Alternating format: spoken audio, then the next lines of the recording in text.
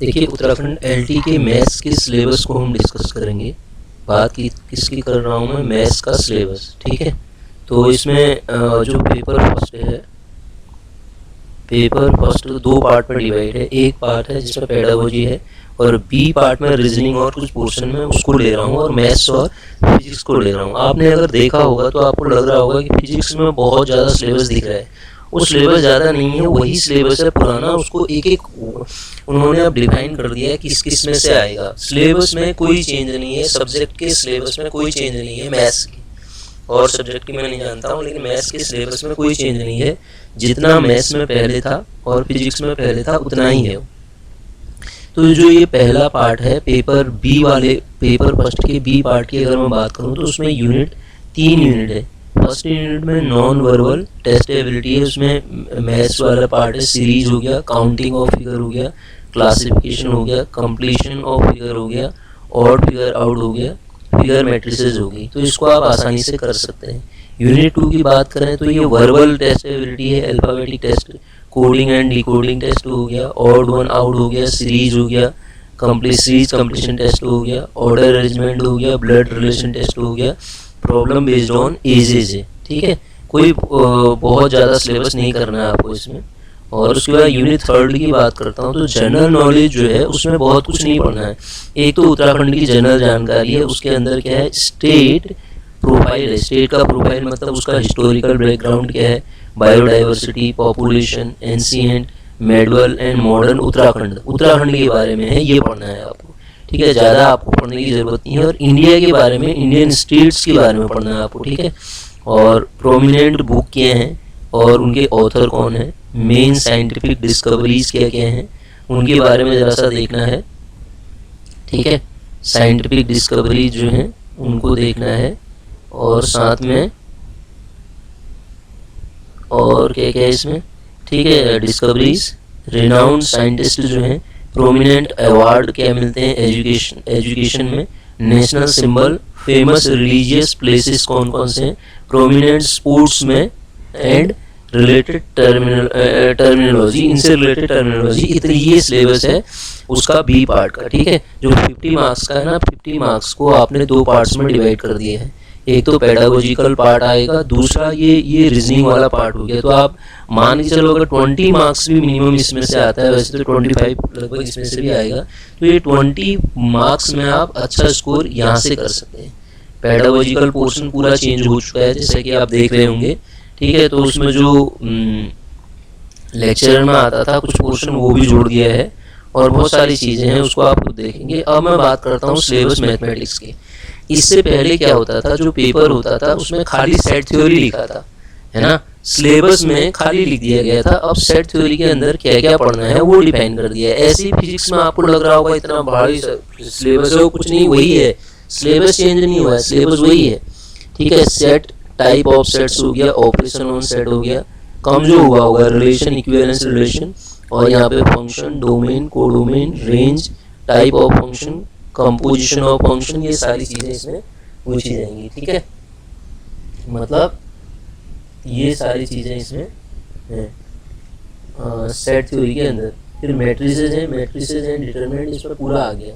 Type of matrices अगर आप इसमें खुद पढ़ रहे हैं तो उसको पढ़ने के लिए मैं आपको बताऊं तो आप सेट थ्योरी की 11th और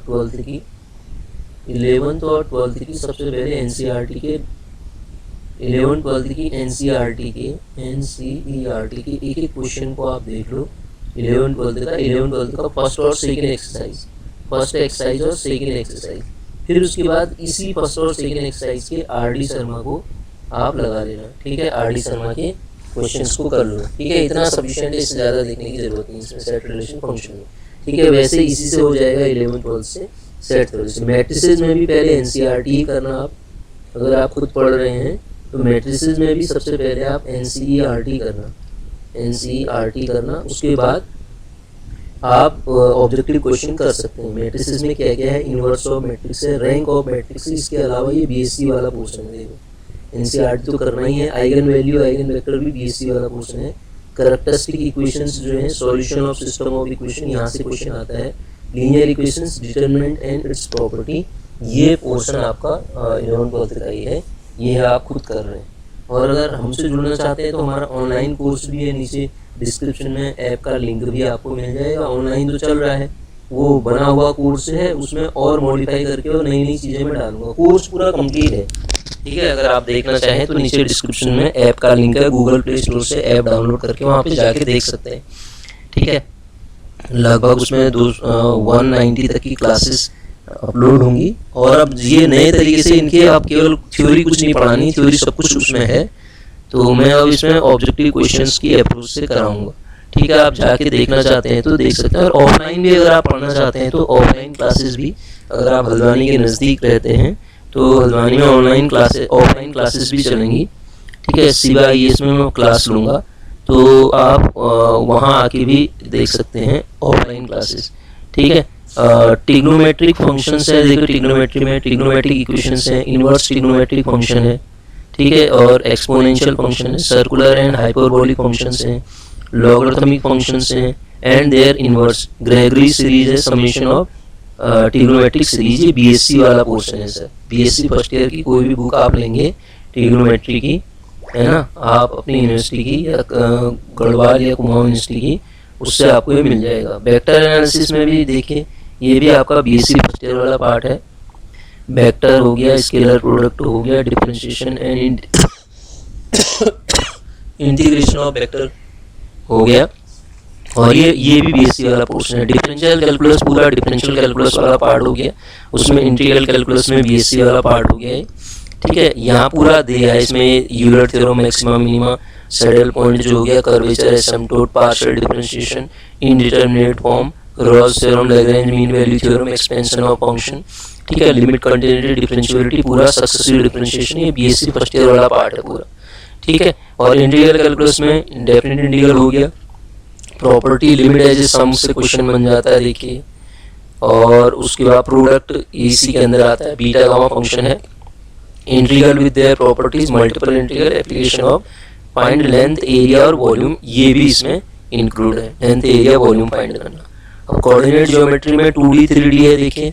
2D के अंतर्गत Cartesian coordinate system, straight line, circle, conic section, polar coordinate system, आपके पास ये सिलेबस होना चाहिए। 3D के अंदर कार्टेशियन कोऑर्डिनेट सिस्टम हो गया, direction ratio, direction cosine, projection, plane, straight line, एक क्वेश्चन यहाँ से आता है, ये BSc वाला पोर्शन हो गया। कोन, स्फीयर और सिलेंडर वाला। अलजेब्रा में क्या है, देखो Descartes rule sign, BSc second year वाला पार्ट है।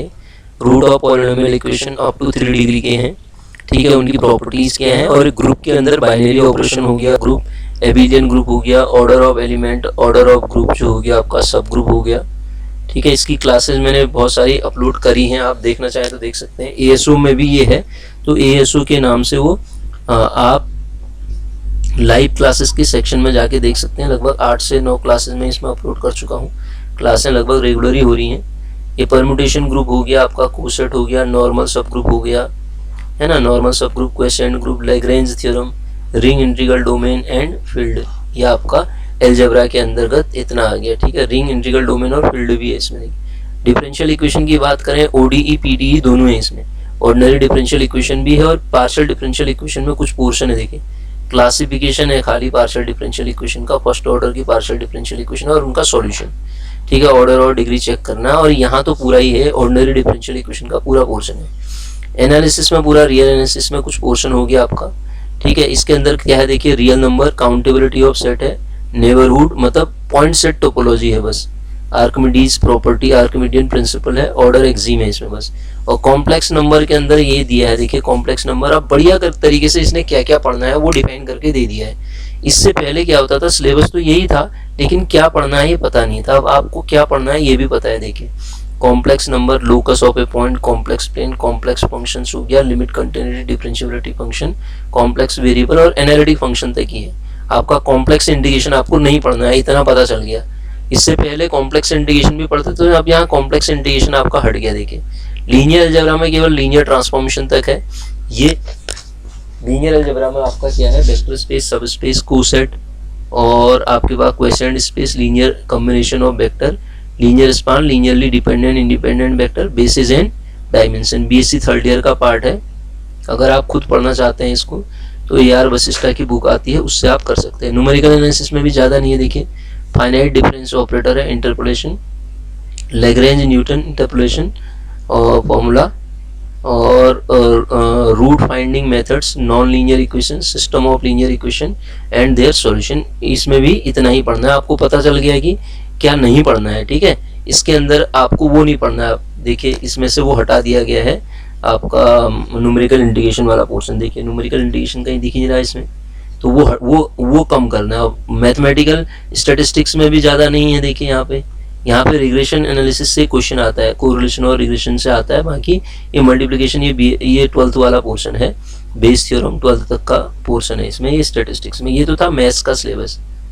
अब हम उसके बाद फिजिक्स के सिलेबस की बात करें तो सर देखिए फिजिक्स में क्या है, ये जो फिजिक्स है उसमें पहला आपका मैकेनिक्स आता है। सब्जेक्ट फिजिक्स में मैकेनिक्स वाले पोर्शन में वेक्टर एनालिसिस आ गया, देखो पहले, ठीक है। वेक्टर आ गया, ग्रेविटेशनल वेक्टर के अंदर पूरा हो गया है, ये उसमें भी पढ़ा था। देखिए ग्रेडियंट, डाइवर्जेंस, कर्ल वेक्टर, ये मैथ्स वाला पोर्शन में, मैथ्स में भी है। देखिए फिजिकल सिचुएशन के एग्जांपल्स देखने हैं इसमें। और ग्रेविटेशन एंड फील्ड, ये 11th की मैथ्स का पोर्शन है, जिसके अंदर आपको Newton law, gravitation, orbital escape velocity, gravitational field, intensity of potential due to ring, spherical shell, solid, है ना, spherical shell, solid, sphere, circular disc, sphere, circular disc, gravitational self energy, Kepler law, sphere and circular disc, gravitation, ये तो ऊपर से ही दोबारा से वो हो गया है, ये वही है।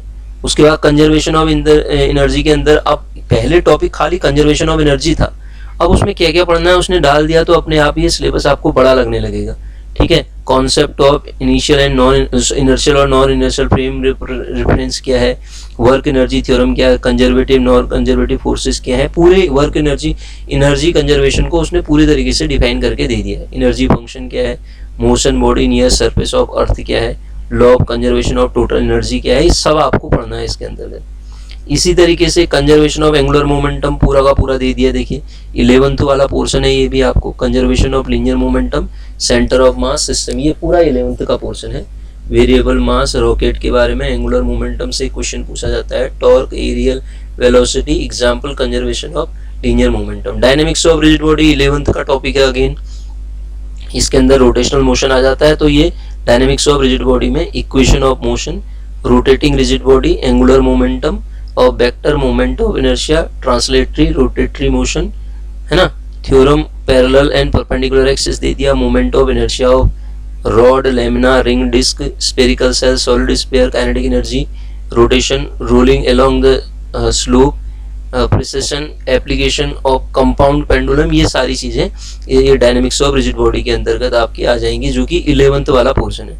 अब इसके बाद इसमें फ्लूइड आना चाहिए, फ्लूइड होगा, देखिए सरफेस टेंशन और फ्लूइड के अंतर्गत आएगा। विस्कोसिटी, फ्लूइड, अब विस्कोसिटी लिखा तो सब कुछ डिफाइन कर दिया, आपको लग रहा होगा ये बहुत ही ज्यादा, तो वो कोर्स वही है, सिलेबस वही है, सिलेबस सब्जेक्ट का चेंज नहीं हुआ है सर। इलास्टिसिटी देखो अलग से डिफाइन कर दिया इसने, Hooke's law, stress strain diagram, elastic modular relation between elastic content, Poisson ratio, यहाँ से क्वेश्चन पूछा जाता है, रेनॉल्ड नंबर से क्वेश्चन आता है ना। और इलास्टिसिटी आपका, ये इलास्टिसिटी दोबारा से आ गया, इलास्टिसिटी वाला पोर्शन ये हो गया, ठीक है। उसके बाद ये सब कुछ है इस इलास्टिसिटी में। Basic special theory of relativity से भी आता है क्वेश्चन, तो रिलेटिविटी का पोर्शन भी दे दिया इसने। और उसके बाद लॉरेंस ट्रांसफॉर्मेशन की कॉन्सिक्वेंसेस क्या हैं, ये टॉपिक भी अलग से आपको पढ़ना पड़ता है। वो अलग अलग क्या क्या पढ़ना है इसमें दे दिया है इन्होंने, ठीक है। Energy equivalence concept, 4 vectors, example of position of momentum, 4 vectors, ये सब कुछ दे। इलेक्ट्रोस्टैटिक आ गया आगे, ये 12th वाला पोर्शन है, 12th की बुक से आप इलेक्ट्रोस्टैटिक पढ़ सकते हैं।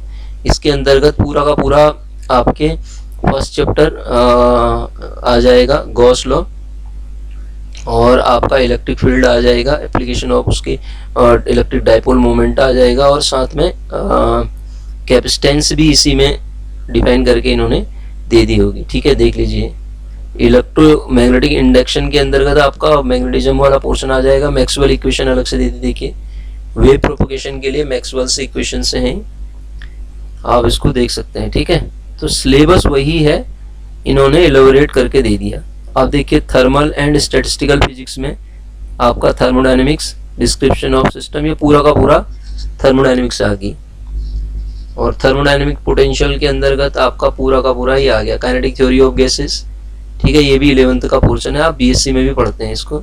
और थ्योरी ऑफ रेडिएशन, ये 11th वाला पोर्शन आप बीएससी की फर्स्ट ईयर सेकेंड ईयर की बुक से भी पढ़ सकते हैं इसको। स्टैटिस्टिकल मैकेनिक्स जरा सा है, यहाँ से क्वेश्चन पूछा जाता है मैक्सवेल बोल्ट्जमैन कांस्टेंट से, ठीक है, फर्मी डिराक, इतना सब कुछ पढ़ने की फिजिक्स में जरूरत है नहीं, ठीक है। आप सेलेक्टेड टॉपिक जो पुराने पूछे हैं उनको देखिए। ऑप्टिक्स भी है, ठीक है, वेव ऑप्टिक्स और आपके पास रे ऑप्टिक्स, दोनों की दोनों ऑप्टिक्स वाले पोर्शन में भी आगे देगा।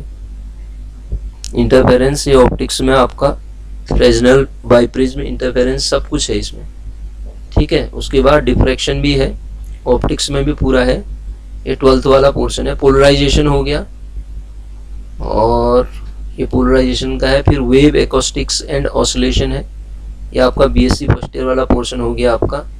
डैम्ड हार्मोनिक ऑसिलेशन है ना, ये पूरा बीएससी फर्स्ट ईयर का हो गया। फोर्स्ड हार्मोनिक ऑसिलेटर जो हो गया, यहाँ से क्वेश्चन पूछा जाता है।